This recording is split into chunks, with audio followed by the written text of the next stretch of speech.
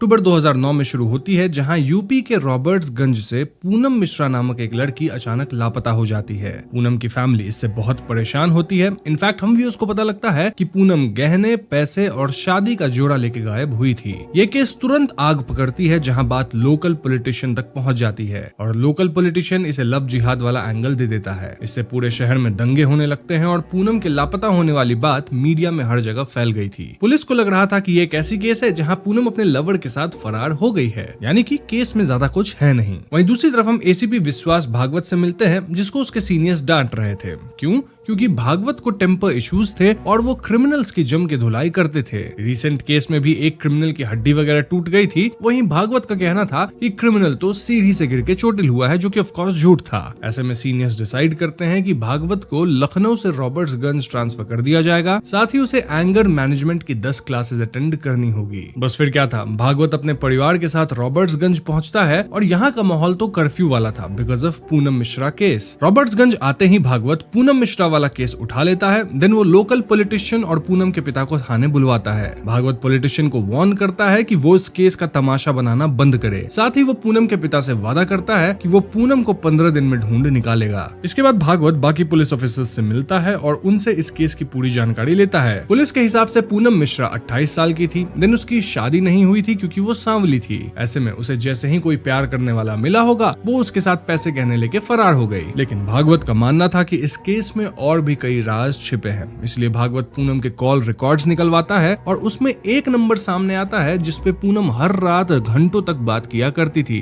भागवत तुरंत पुलिस वालों को इस नंबर की डिटेल्स निकालने कहता है। अब दोस्तों, इसके पैरेलल में हमें एक और कहानी दिखाई जाती है जो कि बनारस की है। यहाँ समीर नामक बंदा खेलते हुए भाग रहा होता है जब वो मीरा नामक लड़की की साइकिल के सामने आ जाता है। इससे मीरा गिर जाती है और समीर मीरा की मदद करता है। बातों बातों में समीर मीरा से फ्लर्ट करने लगता है और मीरा यहाँ समीर को उतना भाव नहीं देती। ऑल्दो मीरा को भी समीर पसंद आ रहा था। धीरे धीरे कुछ दिनों में इनकी नजरें बार बार मिलती है, इनकी दोस्ती बढ़ती है और यहाँ मीरा समीर को अपना नाम वगैरह भी बताती है। एक शाम समीर मीरा को गंगा घाट पर मिलने बुलाता है और वहाँ मीरा समीर से मिलने जाती है। दोनों के बीच नजदीकियां बढ़ती हैं, लेकिन तभी कुछ लोकल्स आके इन्हें अलग करते हैं। इनफैक्ट लोकल्स ना सिर्फ मीरा को यहाँ से ले जाते हैं, बल्कि वो समीर के चेहरे पे कालिख भी पोत देते हैं। इस घटना से मीरा टूट जाती है और उस रात वो फोन पे समीर से बात करते हुए बहुत रोती है। लेकिन समीर इस घटना से कुछ खास परेशान नहीं हुआ था, रादर वो मीरा से अब भी प्यार भरी बातें कर रहा था। दूसरी तरफ भागवत को पता लगता है कि जिस नंबर से पूनम मिश्रा बातें कर रही थी वो किसी प्रवीण साहू का नंबर है। भागवत यहाँ सब इंस्पेक्टर महतो के साथ मिलकर प्रवीण साहू को पकड़ता है और प्रवीण से उन्हें पता लगता है कि ये नंबर भले उसके नाम पे है, लेकिन इसका इस्तेमाल उसकी बहन किया करती थी जिसका नाम कौशल्या था। कौशल्या खुद 7 महीने से लापता है। जी हाँ दोस्तों, ऐसे में भागवत कौशल्या के कॉल रिकॉर्ड्स निकलवाता है और वहाँ उसे 2 और नंबर्स मिलते हैं जिसपे कौशल्या अक्सर बात किया करती थी। ये 2 नंबर्स थी संध्या लोहिया की फ्रॉम सिरसा और संतोष पुजारी की फ्रॉम धौलपुर। भागवत को लगता है कि जरूर ये संतोष पुजारी ही मुजरिम है और ऐसे में वो पुलिस फोर्स लेके संतोष के घर पे पहुंचता है। वहाँ उसे पता लगता है कि संतोष भी एक लड़की ही है। जी हाँ, नाम भले संतोष था, लेकिन वो एक लड़की थी जो कि अगेन 1 साल से ऊपर से मिसिंग है। इतना ही नहीं, संध्या के घर पे भी यही पता लगता है कि वो किसी एक लड़के के साथ भाग गई, दिन कभी वापस नहीं आई। In short, in phone numbers का कनेक्शन जिस किसी भी नए नंबर से निकाला जा रहा था वो सब किसी और लड़की का नंबर निकलता था और हर एक केस में या तो लड़की किसी के साथ भाग गई है या फिर लापता है। भागवत यहाँ सभी लापता लड़कियों की फोटोज वगैरह एक बोर्ड पे लगाते हैं ताकि वो सारे केसेस के बीच की कनेक्शन को ढूंढ सके। इस पे सब इंस्पेक्टर महतो का कहना था कि जरूरी नहीं कि हर केस के बीच कोई कनेक्शन निकले। वो आज से काफी साल पहले की एक केस बताता है जो कि कन्नौज के पास वाले गांव सिकरी की थी। वहाँ एकदम से कुछ 7-8 लड़कियां गायब हो गई थी जिनकी उम्र कुछ 14 या 15 साल रही होगी। गांव वाले इन बच्चियों को बहुत ढूंढे, लेकिन उन्हें बच्चियां नहीं मिली। फिर आया दशहरा और उस दिन रावण के पुतले में आग लगाई जा रही थी और उसमें से 2-3 रॉकेट निकल के पास वाली मंदिर में चली गई, जिससे मंदिर के पर्दों में आग लग गई। सभी आग बुझाने लगे, लेकिन ये आग इतनी फैल गई कि मंदिर के पास वाली कुटिया को भी अपनी चपेट में ले ली। जब ये कुटिया जली तो अंदर से निकले 3 लड़कियों के कपड़े जो कि लापता थी। तब जाके समझ में आया कि उस कुटिया में कोई नपुंसक तंत्र मंत्र करने वाला था जो कि लड़कियों की बलि देता था ताकि उसकी मर्दांगी लौट आए, या फिर वो इन लड़कियों को बेच देता था। अब सच्ची कहानी क्या है ये महतो को नहीं मालूम, लेकिन ये किस्सा काफी मशहूर था। ये सुन के भागवत अजलाई कि उसे इस केस के बारे में पता है, वहाँ कोई तंत्र मंत्र नहीं था। तब भागवत 17 साल का था और उन 8 बच्चियों में गायब होने वाली एक 13 साल की बच्ची मोना थी जो कि भागवत की बहन थी। जी हाँ दोस्तों, आज तक वो 8 लड़कियां नहीं मिली और इस बात का दुख अब भी भागवत के मन में है। ये 1984 की पंडित भागवत दीक्षित वाली केस थी और शायद उसी घटना ने भागवत के भविष्य को शेप किया है।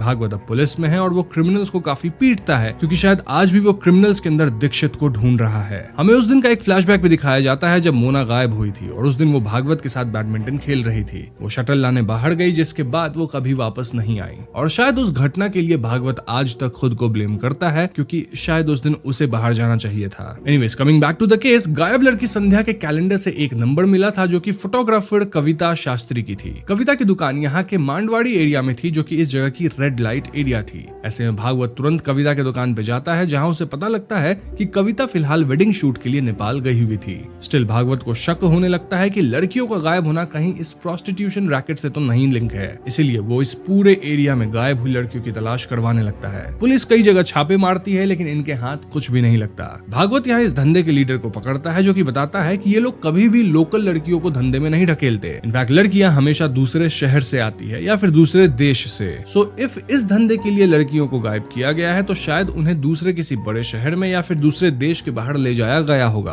अब दोस्तों, भले भागवत को सख्त हिदायत थी कि उसे क्रिमिनल्स पे हाथ नहीं उठाना है, स्टिल भागवत इस धंधे वाले को पीटता है सेइंग कि इस सब में बच्चियों को मत ढकेलो, बच्चियों का धंधा मत करो। वैसे यहाँ एक और बात क्लियर हो गई थी कि ये जो लीडर था, मतलब जो गलत धंधे करता था, उसका हाथ इन लड़कियों के गायब होने में तो नहीं था और साथ ही उसे कुछ पता भी नहीं था। दूसरी तरफ हमें फिर से समीर और मीरा दिखाए जाते हैं जहाँ अब ये छुप छुप के मिलने लगे थे और इनकी नजदीकियां बढ़ती जा रही थी। समीर मीरा के सामने शादी का प्रस्ताव रखता है सेइंग कि वो प्रोफेसर है, मतलब उसको अपना क्वार्टर मिला है, अच्छी तनख्वाह है एंड ऑल। लेकिन ये दोनों श्योर थे कि मीरा के घर वाले कभी भी इस शादी के लिए नहीं मानेंगे। वो लोग तो इतने स्ट्रिक्ट थे कि मीरा को जीन्स तक पहनना अलाउड नहीं था, वो आज तक जीन्स पहनी ही नहीं थी। समीर मीरा को एक दिन एक रेस्टोरेंट में छुप के मिलने बुलाता है जहाँ वो मीरा को जीन्स टी शर्ट गिफ्ट किया था। मीरा भी इसे पहनती है एंड देखा जाए तो वो पहली बार जीन्स पहनी थी, लेकिन यहाँ का जो वेटर था वो मीरा को अजीब तरीके से घूर रहा था। ऐसे में समीर इस बात को पॉइंट आउट करके कहता है कि हमें शादी कर लेनी चाहिए क्योंकि घर वाले तो नहीं ही मानेंगे, फिर लोग भी हमें ऐसे देखते हैं और हम प्यार करके कोई क्राइम तो कर नहीं रहे,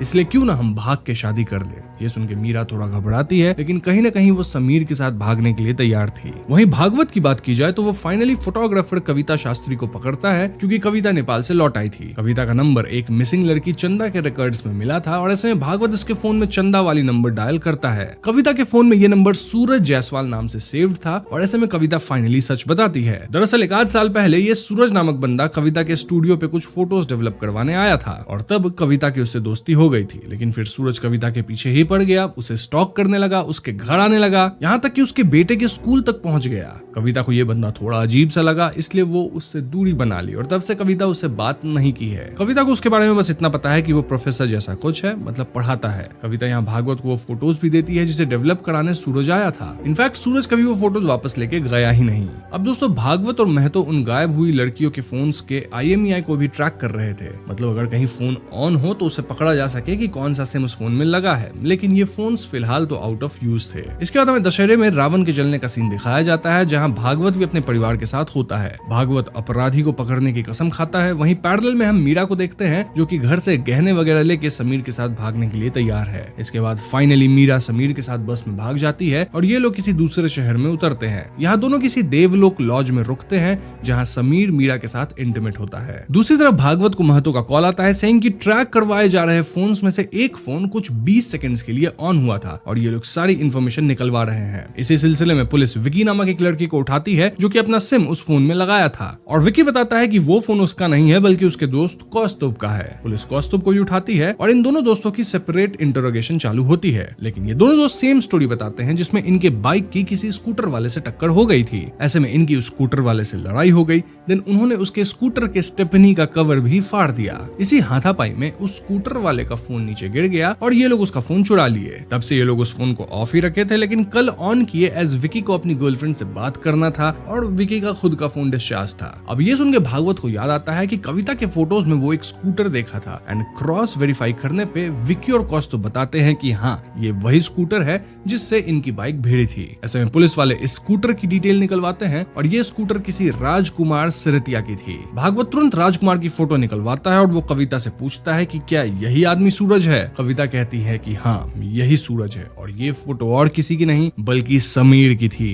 जी हाँ दोस्तों, समीर और मीरा की कहानी वाला समीर असल में लड़कियों को गायब कर रहा था और उसका असली नाम राजकुमार है। वो अलग अलग नाम से अलग अलग लड़कियों को फंसाता है। इनफैक्ट हम व्यूअर्स को मीरा वाली केस तो दिखाई जा रही है, बट द क्वेश्चन इज कि वो लड़कियों के साथ करता क्या है। इसका जवाब आपको वीडियो में आगे मिल जाएगा। तो इसके बाद हम राजकुमार को देख पाते हैं जिसकी एक बीबी है नेम्ड सुमित्रा और सुम्मी। इनफैक्ट उसको सुम्मी से एक बेटा भी है। राजकुमार वाकई में एक टीचर है। इनफैक्ट वो 2 शादी किया है। आई मीन उसकी दोनों बीवियां एक ही टाइम पे हैं। एक तो सुम्मी है, देन उसकी दूसरी बीवी है और दोनों बीवियां अलग अलग शहर में रहती हैं, which is Rewa and Bhadohi. Although Rajkumar ज्यादातर टाइम सुम्मी के साथ ही रहता है, लाइक महीने में 30 में से 25 दिन सुम्मी के साथ। यहाँ आश्चर्य की बात यह है कि दोनों बीवियों को एक दूसरे के बारे में पता है। Still both are okay with it. अब रीवा और भदोई में कोई भी लड़कियां गायब नहीं हुई है, यानी कि ये राजकुमार दूसरे शहर में लड़कियां फंसाता है, देन उन्हें गायब करता है। राजकुमार के मोहल्ले पड़ोस में सब उसे बहुत बढ़िया इंसान मानते हैं और कोई उसकी बुराई नहीं करता है। अब भागवत राजकुमार को यूं तो गिरफ्तार नहीं कर सकता था, इसलिए ये लोग उसे लड़की छेड़ने के केस में उठाने का प्लान बनाते हैं, वो भी दिवाली से ठीक 1 दिन पहले। ऐसा इसलिए क्योंकि दिवाली की 2 दिन की छुट्टी लगेगी, दिन आएगा संडे और ऐसे में वो लोग राजकुमार को कस्टडी में 3-4 दिन रख पाएंगे, वरना रूल के मुताबिक 1 दिन से ज्यादा रिमांड में नहीं रख सकते थे। बस फिर क्या था, पुलिस वाले कविता की मदद लेते हैं, जहाँ कविता राजकुमार को मिलने बुलाती है। राजकुमार थोड़ा लेट आता है, लेकिन कविता उसे जूस पिलाने के बहाने दुकान पे ले जाती है। दुकान वाला यहाँ अपना मुंह खोल देता है कि कविता ऑलरेडी जूस पी चुकी है और ऐसे में राजकुमार को शक होता है। वो भागता है, लेकिन पुलिस वाले उसे घेर के दबोच लेते हैं। इसके बाद राजकुमार को कस्टडी में लिया जाता है और उसका गेम बजना शुरू होता है। आई मीन पुलिस वाले ना उसे खाने दे रहे थे, ना कुछ पीने दे रहे थे, ना ही उसे सोने दे रहे थे। वहीं पैरेलल में पुलिस वाले राजकुमार की बीवी सुम्मी और दूसरी बीवी के घर पे रेड मारते हैं। सुम्मी के यहाँ से काफी जेवर मिलते हैं, जिसमें से एक झुमका गायब हुई लड़की पूनम मिश्रा के झुमके से मेल खा रही थी। इसके बाद भागवत राजकुमार को इंटेरोगेट करने जाता है, लेकिन राजकुमार तो ऐसे एक्ट कर रहा था मानो उसने कुछ किया ही नहीं है। इसके बाद भागवत राजकुमार की दोनों पत्नियों को पुलिस स्टेशन बुलवाता है और यहाँ सुम्मी को तो बस अपने गहनों की पड़ी थी। दोनों बीवियां अपने ऊपर किसी तरह का ब्लेम नहीं लेना चाहती थी एंड इट वाज क्लियर कि दोनों बीवियां को राजकुमार की कुछ खास पड़ी नहीं थी, स्पेशली सुम्मी।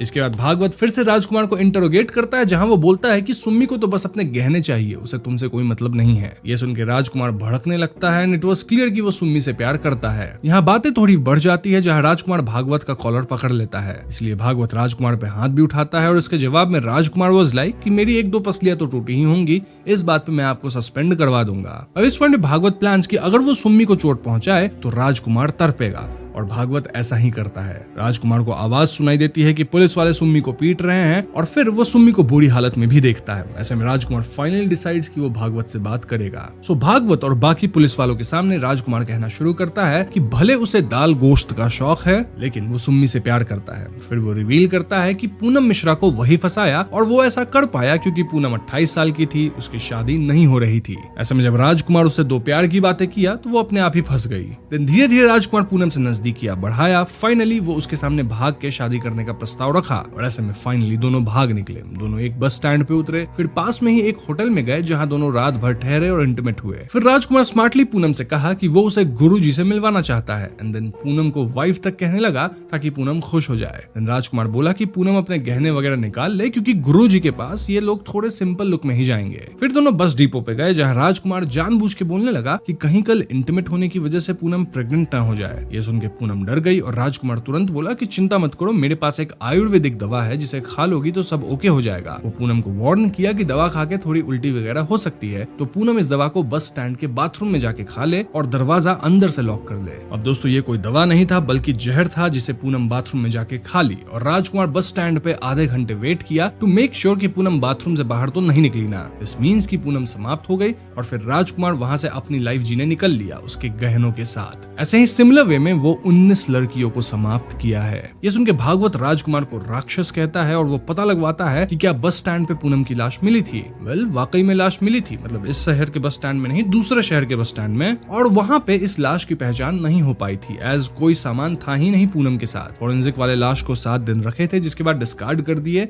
एज लाश सड़ने लगी थी। भागवत यहाँ पूनम के पिता को जाके बताता है कि उनकी बेटी अब इस दुनिया में नहीं है और पूनम के घर पे सभी लोग बहुत ज्यादा अपसेट हो जाते हैं। खैर तो अब राजकुमार वाली केस कोर्ट में मूव होने लगती है और राजकुमार वाज वेरी कॉन्फिडेंट कि पुलिस वाले उसके खिलाफ कुछ भी प्रूव नहीं कर पाएंगे। राजकुमार इतना कॉन्फिडेंट था कि वो अपनी पुरानी कुकर्मों के बारे में पुलिस के सामने खुल के बोल रहा था, लाइक किस लड़की को वो कौन से लॉज ले गया था एंड ऑल दैट। हम भी उसको यहाँ विजुअली मीरा वाली केस भी दिखाई जाती है जहाँ देवलोक लॉज से निकलने के बाद वो मीरा के साथ भी सेम किया था। राजकुमार यहाँ अपने आप को एक बाज से कंपेयर करता है। बाज मतलब जो हॉक होता है। वो बताता है कि कैसे बाज की उम्र 70 साल होती है, लेकिन जब बाज 35 साल का होता है तो उसके पंख कमजोर पड़ जाते हैं और ऐसे में बाज पत्थर से अपने पंख नोच लेता है ताकि उसके नए स्ट्रॉन्ग पंख वापस निकले। इस प्रोसेस में 1 महीना लगता है और यही 1 महीना बाज डर के जीता है ताकि वो किसी का शिकार न बन जाए। लेकिन नए पंख आने के बाद बाज फिर से आसमान में उड़ता है एक शिकारी की तरह। राजकुमार के हिसाब से वो बाज है और अभी उसका वो ट्रांजिशन वाला 1 महीना चल रहा है, लेकिन जल्द ही वो फ्री होगा और उड़ जाएगा।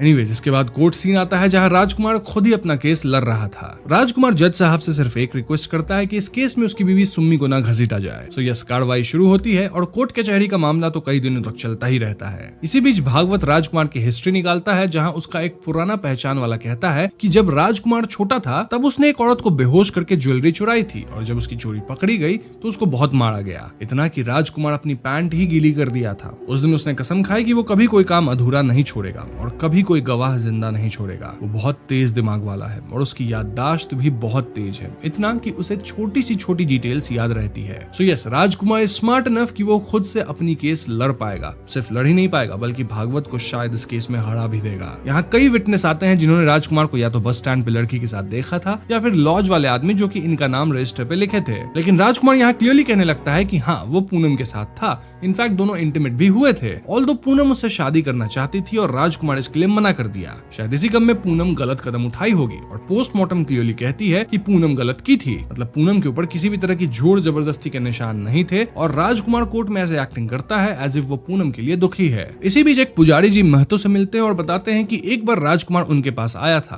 तब वो अपनी एक गुनाह को कबूल किया था और पुजारी जी उसके खिलाफ गवाही दे सकते हैं। पुजारी जी गवाही भी देते हैं, लेकिन राजकुमार पुराने केसेस के रेफरेंस लेके उनकी गवाही को भी झुटला देता है। भागवत अब तक काफी परेशान हो चुका था और ऐसे में उसका ध्यान कुछ इत्तर की बोतल्स पे जाता है जो कि राजकुमार के पास से मिले थे। भागवत तुरंत उस इत्तर वाले दुकान पे जाता है जहाँ से मालूम पड़ता है कि इत्तर वाले का जो बाप है वो ज्वेलरी का धंधा करता है। इत्तर वाले का बाप बताता है कि वो राजकुमार को जानता है और दोनों जेल में काम करते थे। वहाँ राजकुमार उससे ज्वेलरी को साफ करना, चमकाना, ये सब काम सीखा था और छूटने के बाद भी वो इस ज्वेलरी वाले से मिलने आता था। देन दोस्ती यारी में उससे जहर खरीदता था। बेसिकली ये जहर, जिसका नाम मैं नहीं लूंगा, इसे चांदी चमकाने में इस्तेमाल किया जाता है और इस ज्वेलरी वाले बंदे को लगता था कि राजकुमार गहने का काम करता होगा, इसलिए उसे ये जहर चाहिए। उसे कहाँ पता था कि राजकुमार इस जहर का इस्तेमाल लड़कियों को समाप्त करने में करता था। जो भी हो, ये गहने वाला कोर्ट में गवाही देने को तैयार हो जाता है, लेकिन राजकुमार कोर्ट में उस पे ही लांछन लगाता है कि इस जहर को खरीदने या बेचने के लिए लाइसेंस चाहिए। तो अगर ज्वेलरी वाला बिना राजकुमार का परचेज लाइसेंस चेक किए उसे जहर बेच देता था तो उसे गिरफ्तार किया जाए, क्योंकि राजकुमार के पास ऐसा कोई लाइसेंस है नहीं। ये सुन के ज्वेलरी वाला डर जाता और कहने लगता है कि मैं पुलिस की जोर जबरदस्ती के कारण ये गवाही दे रहा था। मैंने ना राजकुमार से कुछ खरीदा है, ना ही उसे कुछ बेचा है। हम दोनों बस साथ में कीमा खाया करते थे। इन शॉर्ट, राजकुमार ये केस काइंड ऑफ जीत रहा था और ऐसे में एक रात भागवत सोचता है कि वो राजकुमार को खुद ही निपटा दे। बट देन वो सोचता है कि नहीं, मैं ऐसा नहीं कर सकता, क्योंकि राजकुमार जैसे दरिंदों को इतनी आसानी से मौत नहीं मिलनी चाहिए। ना भागवत को याद आता है कि जब राजकुमार पुलिस वालों के सामने अपनी करतूतों के बारे में बता रहा था तो वो देवलोक लॉज का नाम लिया था।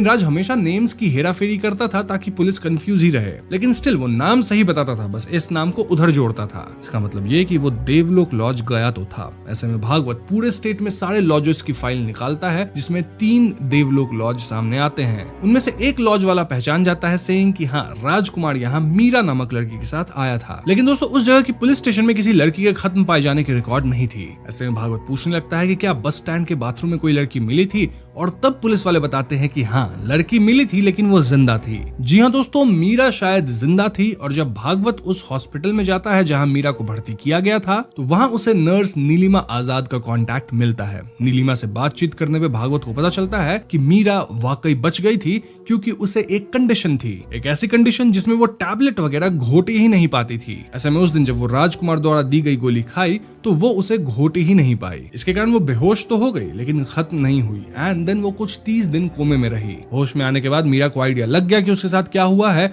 और वो डिप्रेशन में चली गई। वो दिन रात रोती और इस पॉइंट पे वो अपने घर वापस भी नहीं जा सकती थी। इसलिए मीरा अपना नाम बदल के शालू रख ली। देन वो यही लोकल एक बंदे से प्यार करी, शादी करी और अब तो उसकी बच्ची भी है। मीरा, जो कि अब शालू है, उसके पति को उसके पास्ट के बारे में कुछ नहीं मालूम है। और नीलिमा यहाँ भागवत से रिक्वेस्ट करती है कि वो मीरा से मिलके उसकी अच्छी खासी जिंदगी को बर्बाद ना करे। स्टिल भागवत मीरा से मिलता है और मीरा भी यही कहती है कि वो इस केस में इन्वॉल्व नहीं हो सकती, क्योंकि अब उसकी एक बनी बनाई जिंदगी है जिसे वो बिगाड़ना नहीं चाहती।